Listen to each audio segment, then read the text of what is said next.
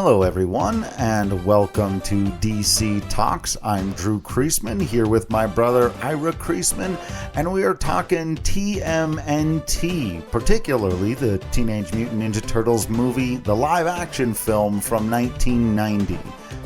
For me, really what began my love of Ninja Turtles, because I was so young when it came out, too young to have experienced the cartoons before it. For Ira, just a big part of, I don't want to say just a part of. This was a movie that we have watched many times as kids, that we talked about last episode, deeply ingrained in our memories and just sort of subconsciouses. So it's just there. When last we left our heroes, or hero in particular, because Leonardo, Donatello, and Michelangelo were mostly just chilling out.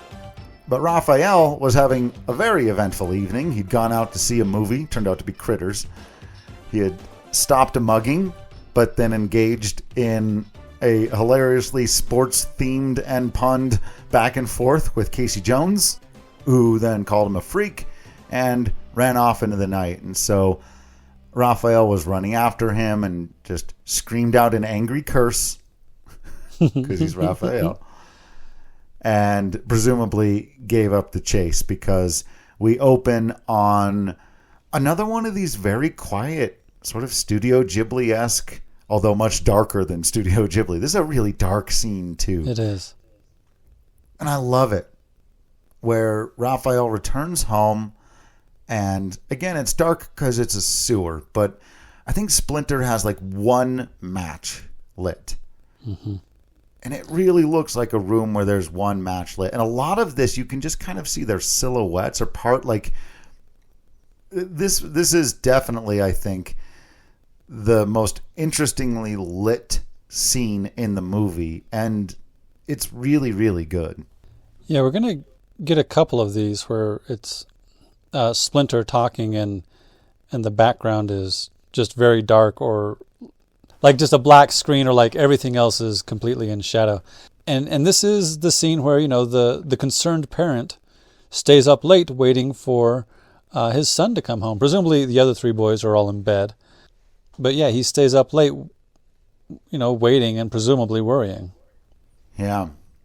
So Splinter is telling Raphael, okay, come here. We need to have a talk. Raph's trying to blow him off. Couldn't this wait till morning? All this kind of, you know, just. But Splinter sits him down. He gets pretty stern with him. He says, "You will listen now." Oh, okay, yeah.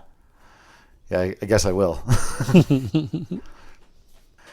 And I love this little speech, Ira. It's so good. And so I'm just going to read it word for word, because he says, "My master Yoshi's first rule was possess the right thinking.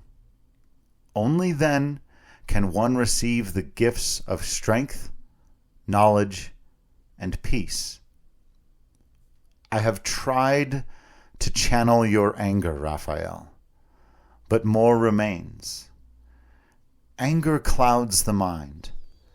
Turned inward, it is an unconquerable enemy.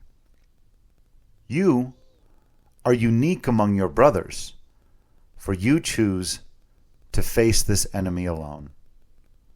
But as you face it, do not forget them, and do not forget me. I am here, my son." It's so cute. Oh, it's very sweet. I like this a lot.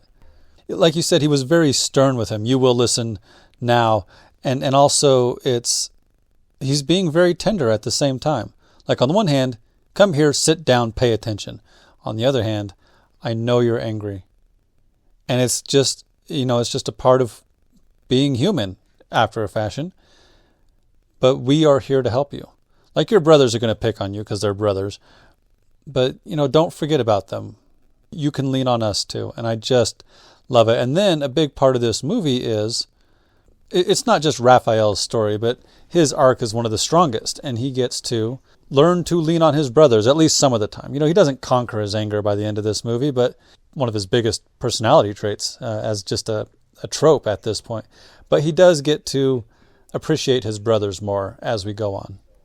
Well, and I even love, like you're kind of saying there, and as we've talked about, he doesn't tell him not to be angry. In fact, he even says, I've tried to channel your anger.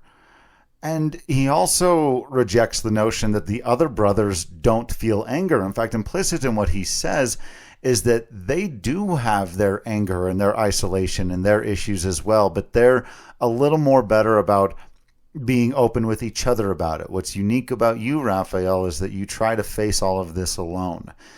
And then again, he doesn't even tell him, don't do that. When Raph goes off on his things, the family mostly lets him.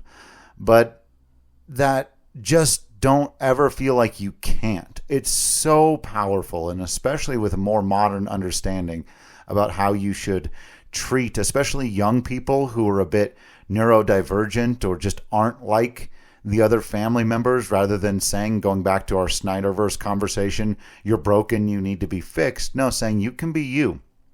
We want you to be you.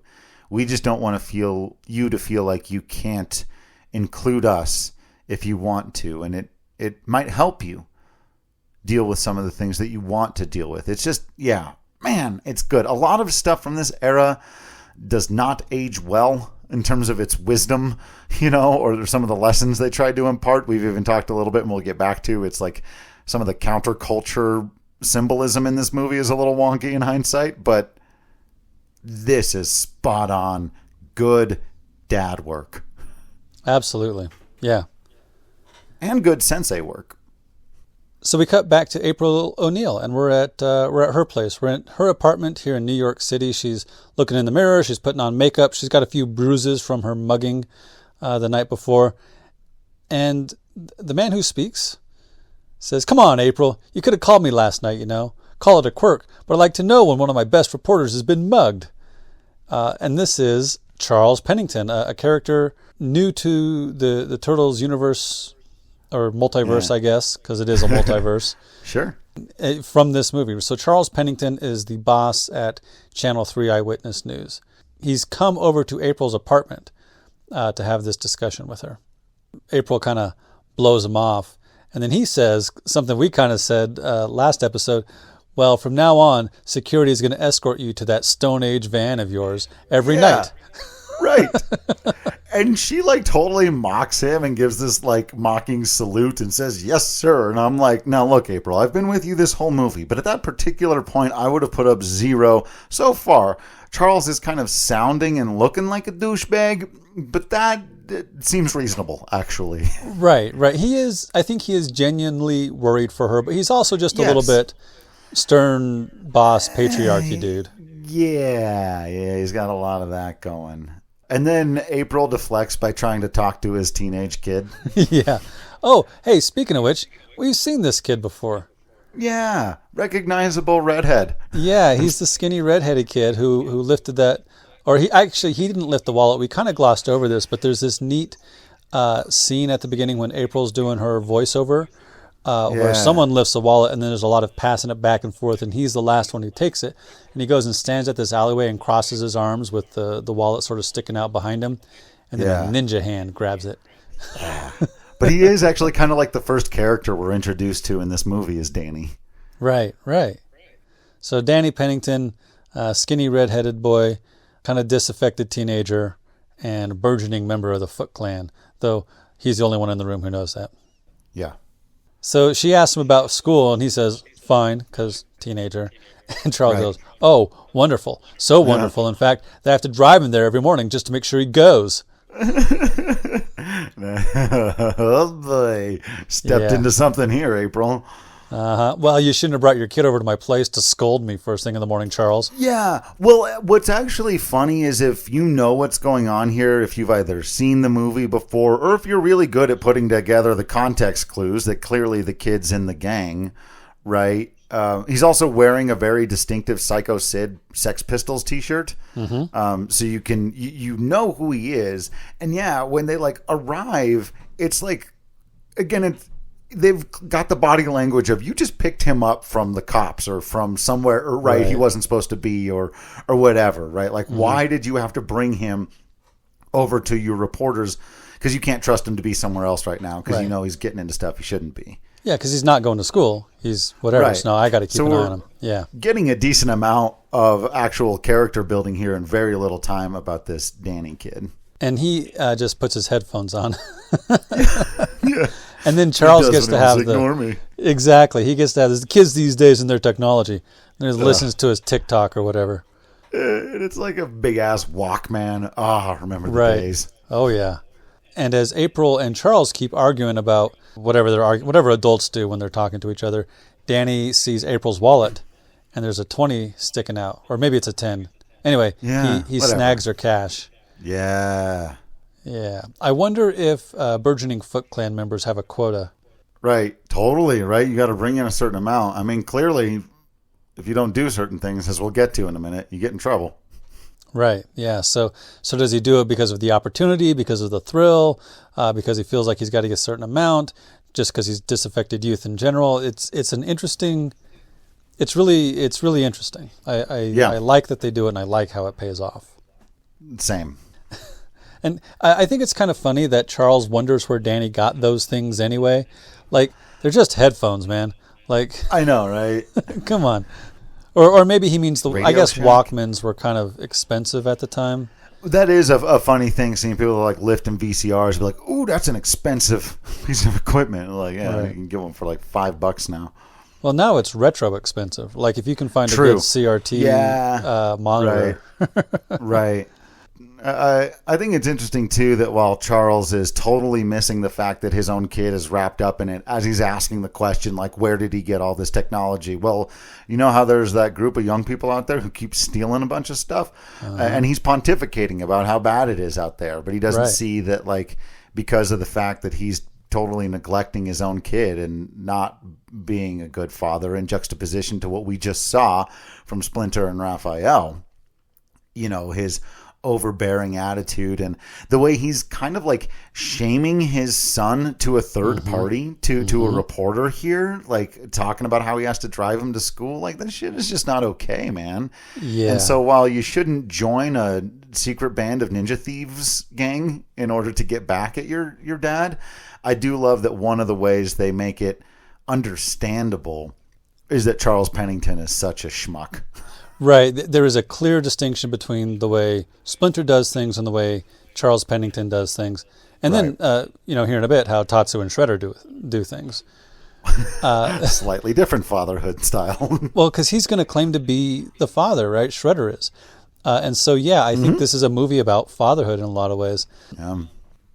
So as the argument gets into a place where it also begins to tie threads together and move the plot forward, we get that Charles is, of course, frustrated with April and the reporting she's been doing lately. So, of course, the question is why?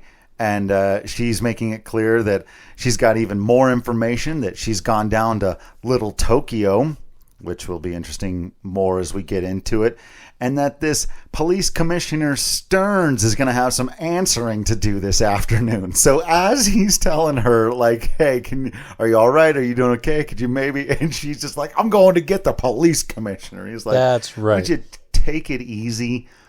No, editor boss man. That's I right. am reporter, hear me roar. Exactly. And I think this is really interesting. We've talked before when we talk about Final Fantasy, the representation, right? So we got to be careful as a couple of, straight, white, cisgendered, able-bodied men when we get into diversity and marginalized groups and representation. But I do think it's worth taking a moment to say, all right, so the heroes of this movie who are human are all white, right? April, Charles, if you consider him a hero, Casey Jones. And then you got your non-human characters who are 4 turtles and a rat. The 4 turtles, I think, basically present as white American in a way. I don't think there are any clear signifiers, clear coding that would suggest that they're anything other than white culturally, except that they are ninjas and they have been raised by a Japanese rat. Uh-huh. So Yes. I guess the cultural coding feels very white to me, but that might be my my assumptions because I am white. And then the bad guys, there are two very prominent Japanese bad guys. There are no other characters who are people of color other than background characters. And so I don't know, I don't think it's particularly remarkable at the time. Certainly I had no thoughts on it when I was a kid in 1990 watching this. But it's worth noting at least that essentially the main good guys are white and the main bad guys are Japanese, and there are some black people in the background. Now that's reductive, right? That's an oversimplification, but it's not far off. Yeah.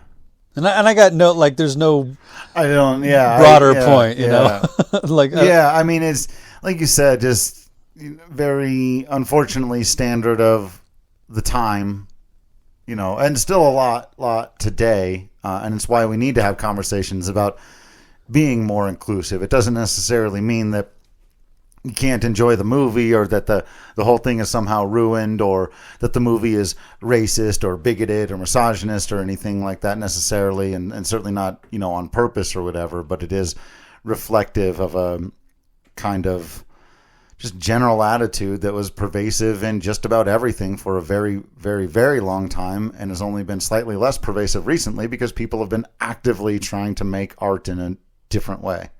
Right. And it's interesting to then compare to, so April's been talking to Little Tokyo, right? So she's, as a reporter, standing up for the people who don't necessarily have a lot of power, the perhaps immigrants from Japan.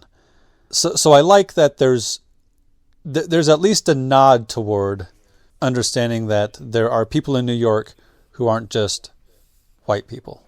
Does that make sense? Because there's a little bit of it there. Yeah. It doesn't go There's quite as far as... There's also a prominent good guy character in the next movie who's a Japanese kid. Or an Asian kid, at least. I think he's supposed to be Japanese, but I don't know. Because a lot of times, there's another thing, you know, in movies, they will cast anyone from that general area and call them whatever they want, because they know American audiences don't know. Hell, man, wrestling fans remember the freaking weirdest one of all time, Yokozuna. There was a Hawaiian Samoan guy, but they passed him off as this Japanese sumo wrestler for years. They also said Triple H was French, so whatever. So whatever. But yeah, like you said, it is worth noting. I don't know that there's too much more to do about it, other than maybe kind of note and hope that the second two movies got a little better in retrospect. Well, and it'll be worth thinking about as we go forward. And maybe even as we go forward through this movie, maybe there'll be a mention that I didn't recall. But anyway, to get back to the plot, Stearns is going to have some answering to do, April says, and Charles is like, look, just take it easy, okay? He's already got the mayor breathing down my neck. Then we cut to a scene where April has chosen not to take it easy. April is decidedly not taking it easy. And I love that the police chief just offers this absolute nonsensical word salad, and her follow-up question, again, show me the real-life journalist who does this. Her follow-up question is, I'm not sure I understood all that, Chief. Would you mind repeating it in English, perhaps? Yes, because he just did the politician thing. Just wind. Just and rather than try air. to pretend like he said something or getting into a debate or getting into the weeds, or she just says, you didn't say anything. Try again. Yep. and then he just tries to give a much simpler BS answer, which is to say that we have everything well in hand. Uh-huh. Which is nonsense, because every single newspaper we've seen has been crime wave getting worse. Right. Everything is clearly... We've been watching the movie, dude. We know that's not true. Exactly. Those ninjas clear out a truck in 15 seconds. We get a little intercut here of the turtles back in the sewer watching on TV and being a little creepy, but they're teenage boys, so... Right. And this is Yeah. one of those scenes where they sort of talk over each other. So April and Stearns continue the interview, and the boys are like, hey, that's her. Man, she's a babe. I'm in love. Like, all right, boys, come on. Right. But, yeah, intermixed with all of that, he tries another deflection tactic, which is to try to make it about her. He says if you would stick to asking questions, like he's trying again, and she's just not letting him off the hook. It's great stuff. I love it. I'm like, man, it feels more, especially now that I do the journalism. It's like watching sports for me. I'm like, yeah, get him. Come on, score another shot right here. And then she actually drops, I think this is the first time we hear this phrase in the film, where she says, I think you know something about this mysterious organization known as the Foot Clan. Right. So this is her information from Little Tokyo. Little Tokyo, right? Yeah. She's been talking to the immigrants, and they have, at the very least, a theory, which is more than Chief Stern seems to have. His response is, there is no evidence to link such a name to these incidents. Are you denying that such an organization known as the Foot exists? Okay. Now, this is, again, like classic stuff right here, right? Like, I love this because you would think this is just such a silly old movie, but these lines are very purposeful because the chief said specifically, I don't have any evidence to link such a name to these incidents, right? Which could be totally true, but she goes the next step, and it's the evidence of absence and the absence of evidence, and this whole thing that they're arguing over. So she makes it again more specific. She puts him on the point of information. Are you denying that the organization exists? Because he didn't do that. He said, I can't say that name has necessarily anything to do with this. But he acknowledged that the name was out there. She got him, and a good reporter knows that. And I watch so many reporters miss that moment right there. Where you got them to acknowledge that at least the thing you know about, they know about too. Yeah. So he again has to deflect. He can't answer her question. And he's right about this. He said, no, you're putting words in my mouth, which is true because he never said that. He never denied they're being very clever here, actually, both of them. So we watched the Turtles watching April. Now we watch someone more sinister watching April. There's like a bank of 12, 15 TV monitors. I guess what the Foot does, the reason they steal TVs is just to... Yeah. Okay. Yeah. What is with this warehouse?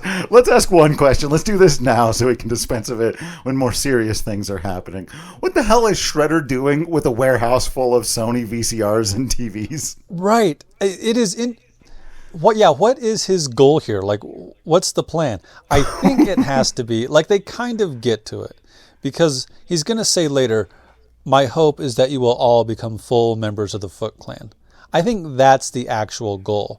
But it really seems like he really wants to get into, like, fencing. Right? Yeah. Like, he's a stolen goods guy.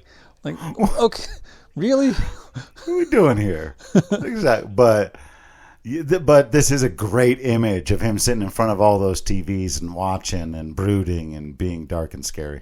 Right. So he throws a knife into one of the monitors. You know, it sticks in the glass of the TV. And he says to whomever, I think it's probably Master Tatsu off to the side, he says, sure, find her, silence her. It's creepy. So then we cut back to the Turtles watching, and they're like, she's great. An understatement as usual. You're telling me the girl is a fox. Like, hang on, boys. You just watched a really good interview put on by this star reporter, and your response is the girl is a fox?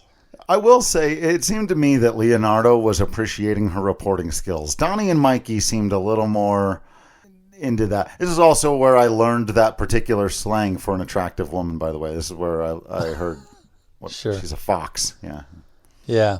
And it can be forgiven some because, again, they're 15 years old. They're kind of, idiots, as I certainly was at that age. But they are also the heroes, and so it would be nice if maybe Master Splinter said, "Hey, boys, you treat women with respect, please." Yeah. But I don't think it's a terrible blemish or anything. I just think it's just, again, of the time, and it should at least be noted. What should also be noted is that Raphael now knows where to find the woman who has his sai. Yeah. And that is very important to him. So we cut back to now April and the crew closing up after the interview, and we hear from off screen, off camera, from inside his office, the commissioner, the principal, calling her into the office. Get in here, he yells out. And I've been in this situation before too, where we just did a public interview and it was recorded and it was live, and then as soon as it was over, I was told I would like to speak with you, and a long, serious conversation was had. I've never been screamed at like this. Never. But I do know that it happens to reporters. Sometimes people aren't happy with the questions that you're asking. And I love, this is a common thing. This is such a great little thing, though. Before she goes in, she says to her camera operator or someone, I don't know, maybe the guy holding the boom mic or whatever. As she's about to go in, she says, "Time me." Which lets us know that this is not the first time she's been chewed out. Probably not even the first time she's been chewed out by this guy. Yeah, I wonder what this April O'Neil was like in school. Because my guess is she was just as smart, just as clever, and didn't keep her mouth shut. Or maybe she learned not to after a while. Something happened somewhere at some point, and she spoke up, and she got called, like you were just saying, into the principal's office. Yeah. Yeah. I remember there was a particular interview subject, a baseball player of mine, that I knew whenever we had to be talked to after a game, I would tell people, time it. It'll be less than 1 minute long. He's not going to say anything. There'd be 20 reporters there asking questions, time it. But she has it timed for a different reason, because she knows this is just going to be a mostly one-way conversation, and she's going to bounce when it gets too hot. And that's what happened. She goes inside. She gets screamed at. She does say, and he says, "What are you trying to accomplish, here?" And she says, "I think you know just as much about this Foot Clan as I do, and I don't think you're doing anything about it." Right. And his response is, "You expect me to waste manpower because a few immigrants are reminded."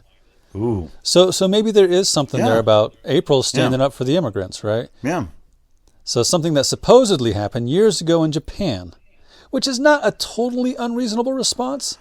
True. We haven't even gotten to the anthropomorphic rat and turtles and stuff yet. Exactly. So why would we assume that there's a Japanese gang here, right? And that they're operating as ninjas in order to steal stuff and do what? Like we were just saying. Okay, let's say there is a high profile or a low profile, a legendary Japanese gang here stealing electronics. Why? Why would they do that? What sense does that make? Right. And I even get his, absolute insidious attitude about the next thing that he says when she basically just kind of blows him off, says, "All right, anything else?" And he says, "Are you trying to tell me how to do my job?" Now, I get the frustration of that, and no one wants to be told how to do their job. On the other hand, you are a public servant, and so is she. Right. So the answer to that question is yes. Uh-huh. She's the one who gets to tell you how to do your job, right. Actually.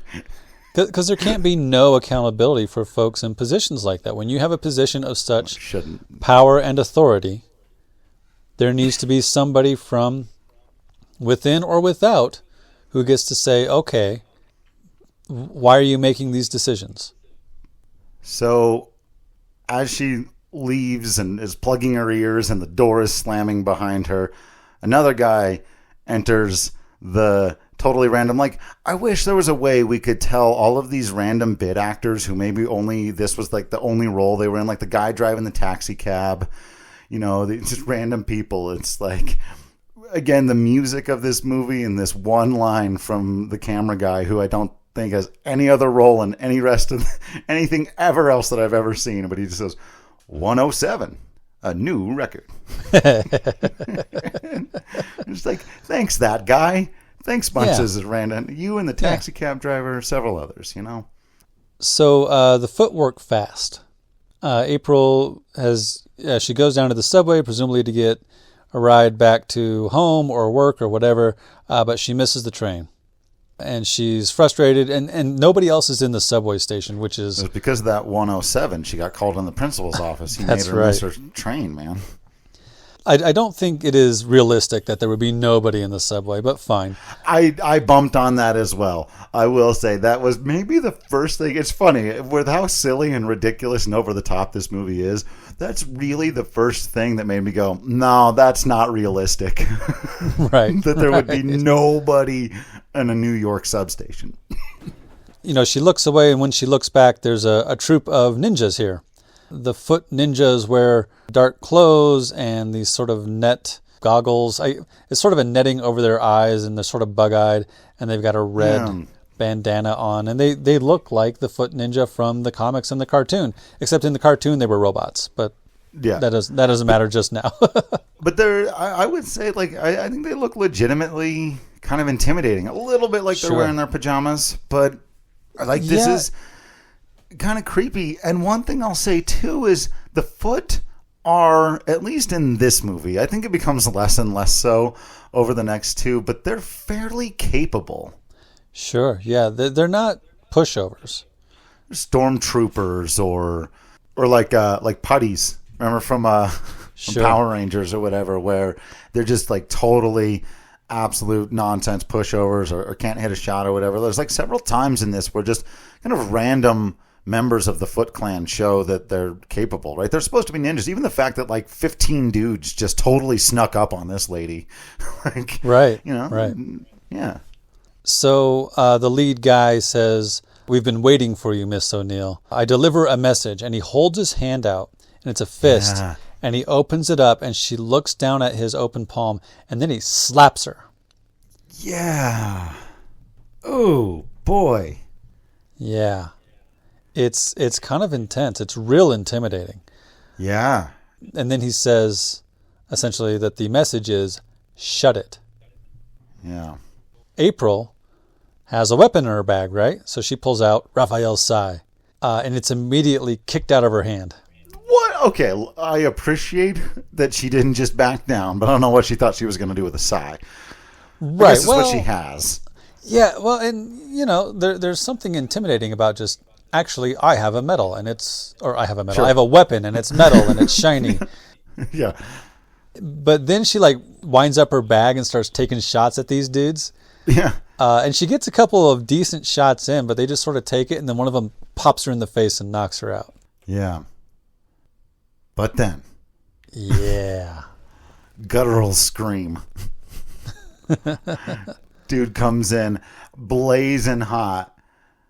Raphael to the rescue again. Yeah. Raphael, he's got his sai back. He goes out there and he kicks some ass. Yeah. Feels good.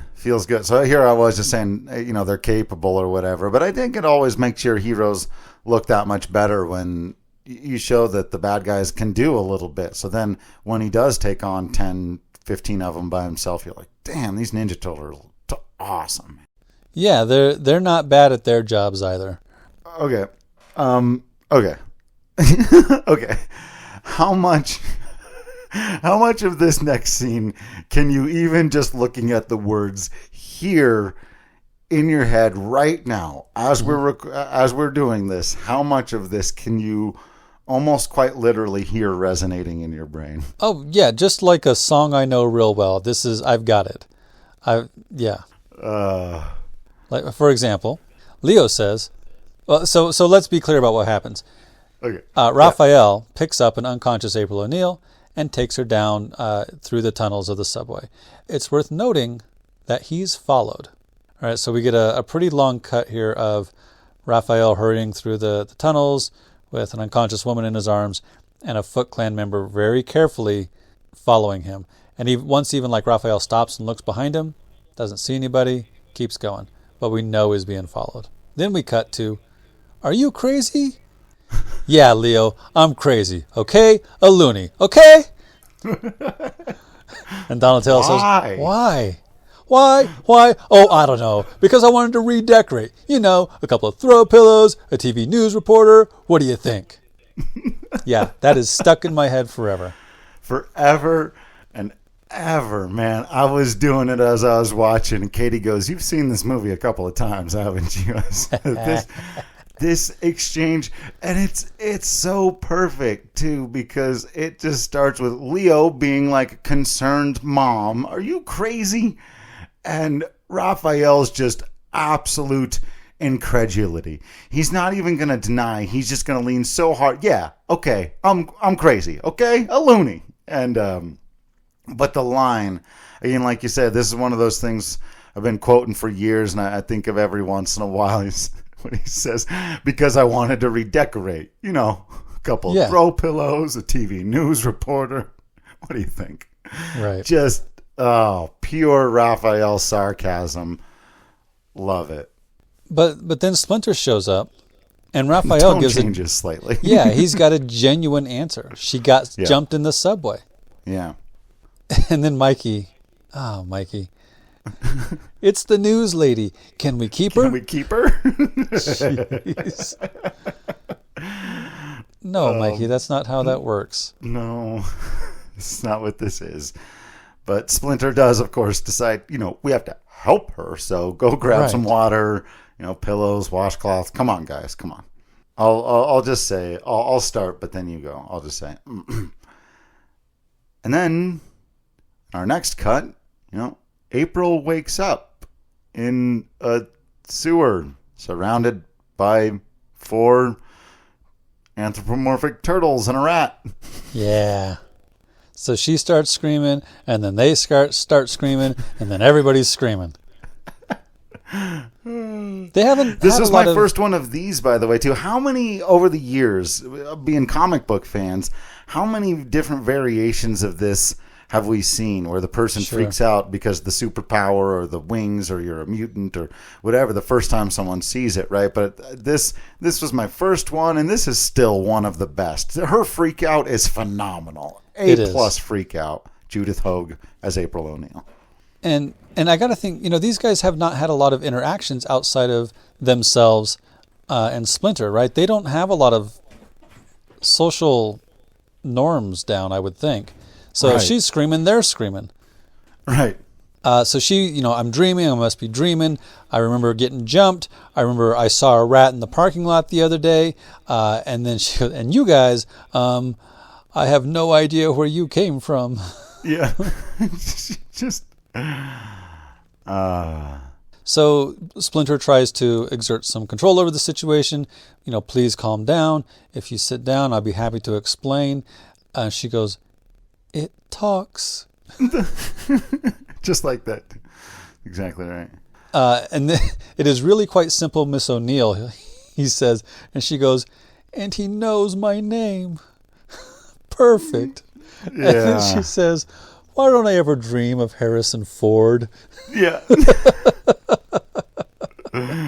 Which again was a joke I only got later on in life. At the time, I didn't know who Harrison Ford was.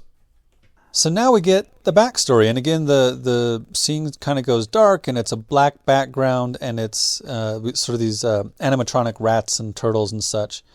So he explains, 15 years ago, I was a pet of my master Yoshi. So in this version, Splinter is a rat who becomes an anthropomorphic rat rather than is Hamato Yoshi himself who becomes an anthropomorphic rat, which is interesting and kind of dumb. Yeah. But yeah. Yes. Because what he says is, I was a pet of my master Yoshi, mimicking his movements from my cage and learning the secret art of ninja. And no, you weren't. And no. Yeah, there's already just fine, okay. Yeah, it doesn't really matter, but that's dumb. Yeah, it is. Yeah. So I typically prefer the version where Splinter was Hamato Yoshi, but fine, they did it differently. So they had to leave Japan and come to New York, and he says, I found myself wandering the sewers, and one day I came upon a glass jar, 4 baby turtles, and they were crawling through a strange glowing ooze. Now this canister of ooze does not say TCRI or TGRI or whatever. I noticed that too. I was like, no, definitely doesn't say nothing.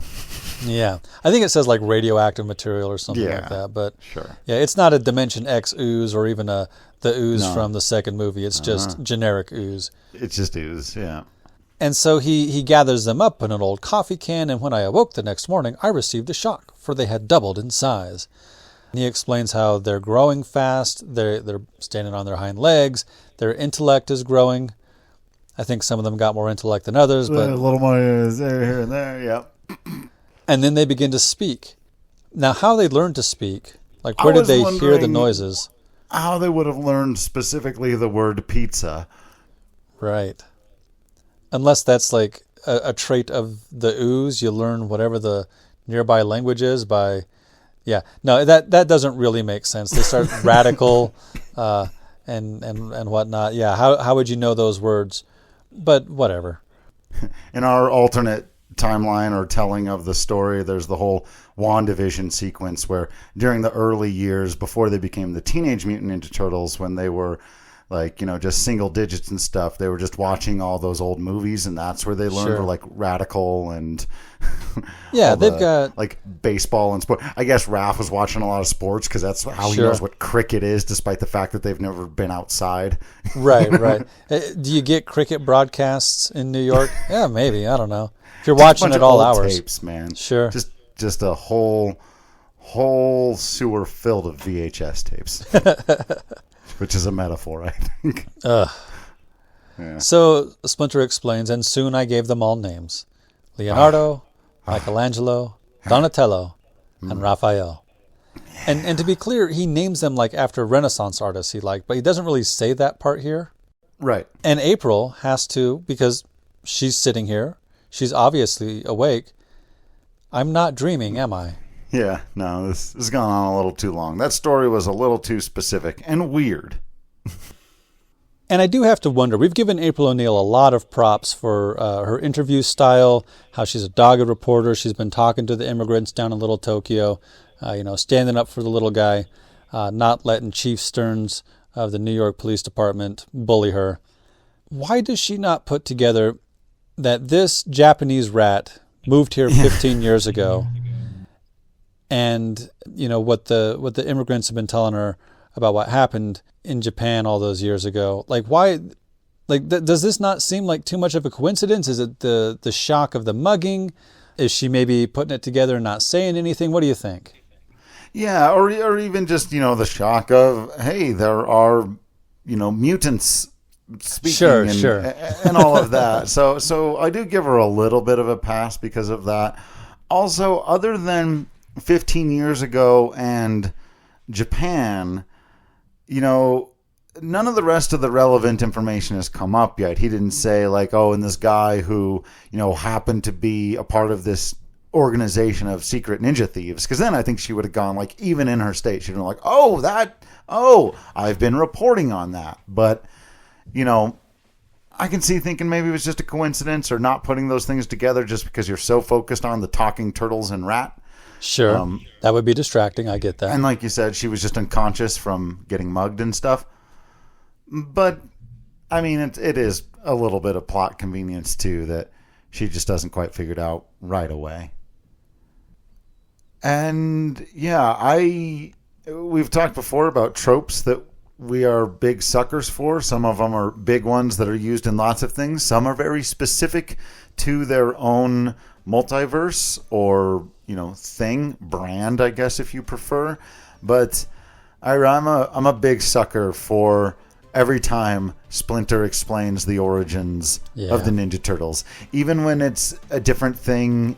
When they have to tell Kino in the next one, and he kind of gets to give this speech again, similar but different, and I just love it every single time, even in those Michael Bay movies that aren't great, and there are certain things again where you go like, what, why? But even as you pointed out here, there's a moment of like, why have the rat already able to do martial arts before coming in contact with the ooze? The ooze is our excuse for that, don't, or whatever. So kind of an unnecessary complication, but still, whenever you get to that moment, reads off the names of the turtles, it's just like, yeah, I like it too.